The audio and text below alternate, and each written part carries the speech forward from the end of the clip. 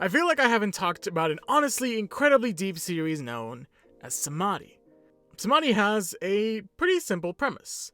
It follows Yibak Kim, someone who's dreamed of living a peaceful, normal life, and he kind of gets what he wants. He works the night shift at a convenience store.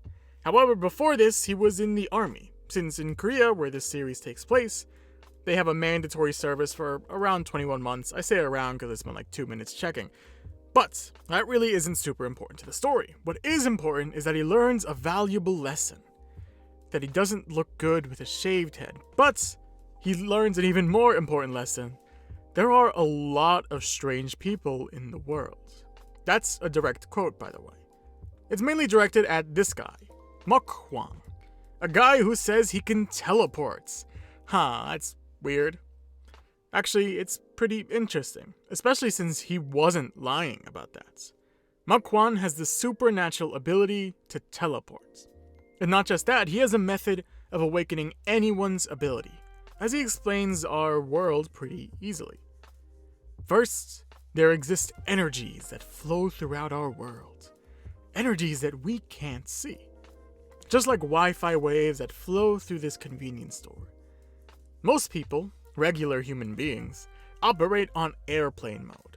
They are unable to harness the energies that flow about them. However, if for whatever reason that airplane mode is turned off, you would be able to perceive and harness this invisible energy.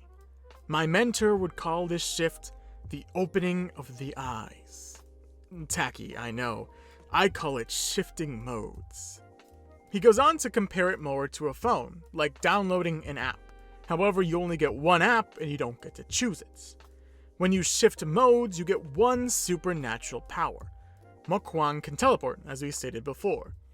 Shifting modes is a side effect of the Mind Machine, an old MP3 player and a pair of vision-blocking goggles. The reason I bring this up is because of Samadhi, the title of the entire series. Now, many series have important titles to them. Hardcore Leveling Warrior is about the Hardcore Leveling Warrior. Unordinary's title is inspired by the main character's dad, who wrote a story titled Unordinary for his son. And Lore Olympus takes place in Olympus. The lore part, not sure about, maybe story Olympus. Even the boxer, the boxer is about the boxer. Not you, but Jay, which is a can of worms for another video. The title of a series is usually important. So, what is Samadhi? It's not something that's just in the story. Actually, I don't even think it's referenced in the story yet. But it's an actual thing. Dictionary definition is a state of intense concentration achieved through meditation. In Hindu yoga, this is regarded as the final stage, at which union with the divine is reached. Interesting. Union with the divine is reached. Divine, like supernatural powers? That's an interesting coincidence. Maybe not a coincidence, though. But where a story starts to pick up the pace is with Jung Choi, someone from Yibak Kim's past, a bully, a strong rich kid with a violent and cruel disposition, fighting anyone because, well, he wants to. As the series puts it, Jung Choi was a cynical, sinister guy. Of course, that cynicism was a sort of scoffing, directed at everyone else but himself. The reason being, he believed himself to be the main character of everything. Everyone else was relegated to serving as the background to his one-man show. Jung Choi believed himself to be the main character, the star of the show, the point of interest. That was until he met Yibak Kim, someone who really was a hero, the main character, someone who attracted the attention of everyone with just how noble he was. The story is about these three, mainly about Yibak Kim and Jung Choi, going at it against each other. The first arc is Yibak Kim standing up to Jung Choi and his eventual revenge. The story is, at first, pretty simple. Heroes and villains, school bullies versus school kids who stand up to bullies? However, like I said before, if webtoon series were simple, I probably wouldn't have a channel. and the simplicity changes when 3 years later, Jung Choi gets his own set of powers. Telekinesis. Becoming the Hangman. Now, I said at the beginning of this video that I feel like I haven't talked about this series a lot, which is kind of untrue.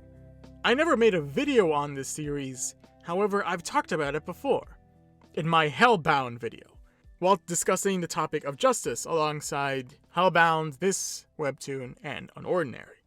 Samadhi has a lot of themes, a theme of heroes and villains in the gray in between, the theme of change, but most importantly, the question of execution of justice. Jung Choi, under the role of the Hangman, doesn't go straight into being a villain. He doesn't start terrorizing the city or kidnap the mayor or whatever other villainous deeds. He doesn't even go after Yibak Kim, even though he burnt through all of his savings to get his powers just because Yibak Kim humiliated him. So what he does is honestly a little tricky to explain. It all starts in episode 10, when So Min Sho is sent to be prosecuted, someone who used an anonymous chat room to commit various illegal sex crimes. Honestly, just a terrible, awful thing. Even our main character is disgusted by his actions. But this is when Jung Choi, under the guise of the Hangman, appears. Wearing a mask because he may be villainous, but he's aware of our current situation. That's a joke. Because he kind of just straight up kills So Min Sho on air. As he puts it, a heinous crime deserves a befitting punishment. An obvious statement.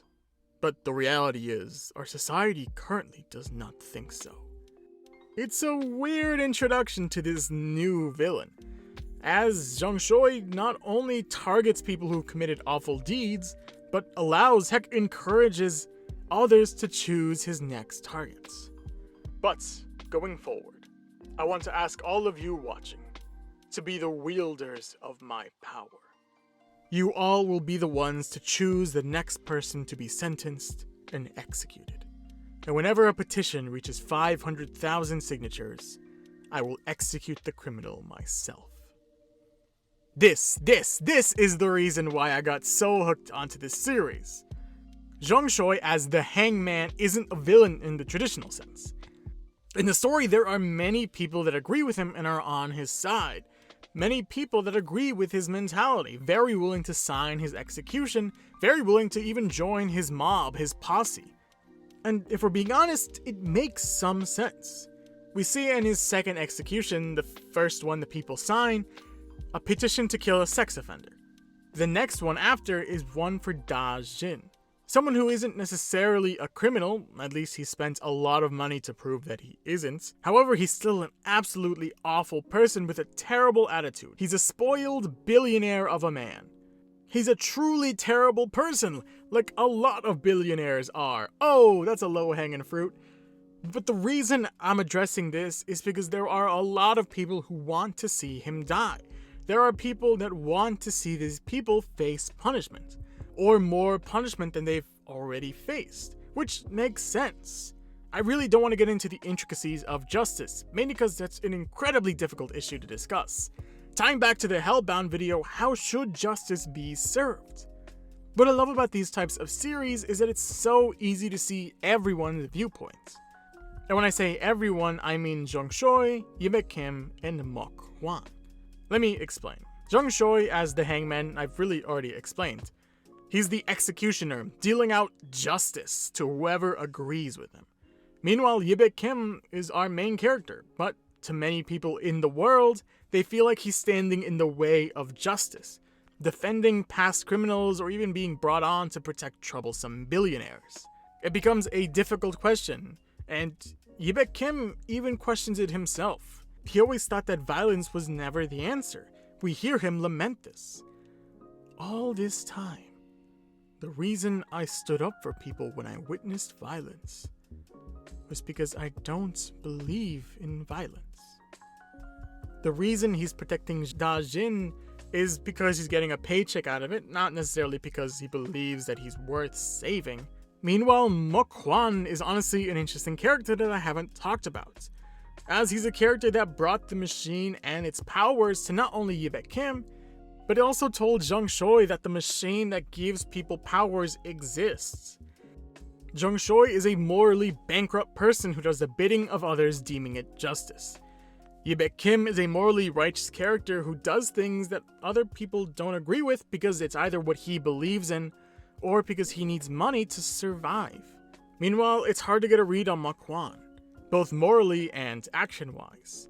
He doesn't really have a lot of beliefs. Yeah, he doesn't use his powers to commit crimes, but you don't exactly have to be morally righteous to follow the law, and vice versa.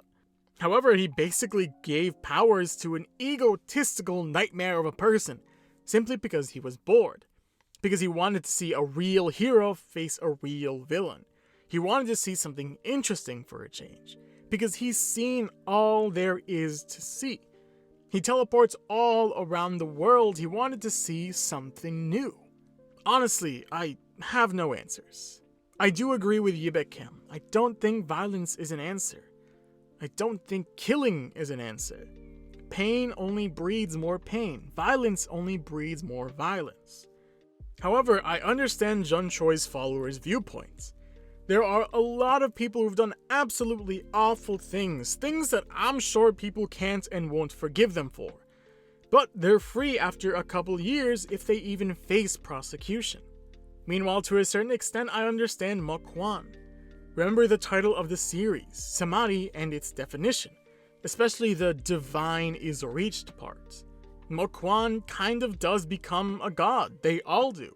They all have supernatural powers. But out of the three, he's the one who's had them for the longest. His powers have alienated him from everyone else, making everyone seem like pawns or characters in a greater world that he's seen all of it. It makes it feel like he's fine with moving or playing these little pieces, making these little games for the sacrifices just for him to have some fun. Honestly, it's just a really interesting aspect, as this series really likes walking the lines of morality and justice, and I think it does a really good job of that. But that's just what I think. What about you? What are your thoughts on our series and on our characters? Leave them in the comments below. But, like always, thank you for watching, and I hope I'll see you next week. Take care.